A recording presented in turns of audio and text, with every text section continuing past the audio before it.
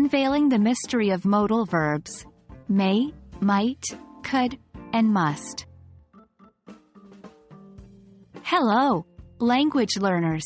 Today, we're going to explore the wonderful world of modal verbs, specifically may, might, could, and must. These magical words can express so many different things: possibility, probability, and even necessity. Let's dive right in and unravel the mysteries of these versatile verbs. First, let's understand what modal verbs are. They are a type of auxiliary verb. That's a fancy term for helping verbs. They help by giving more information about the function of the main verb that follows.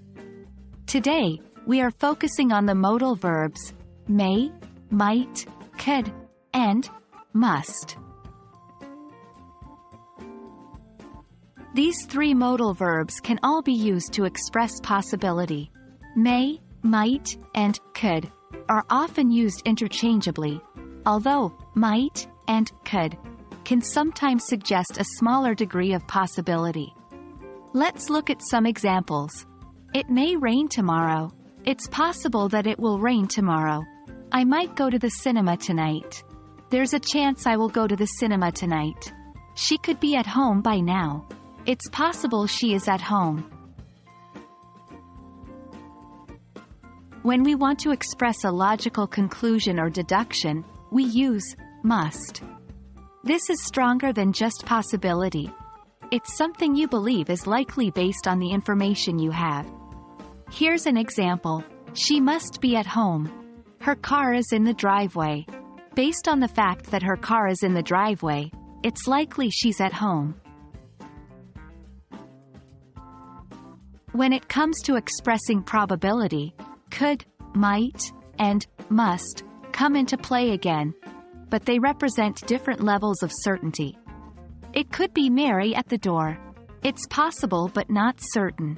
It might be Mary at the door. There's a reasonable chance it's Mary. It must be Mary at the door.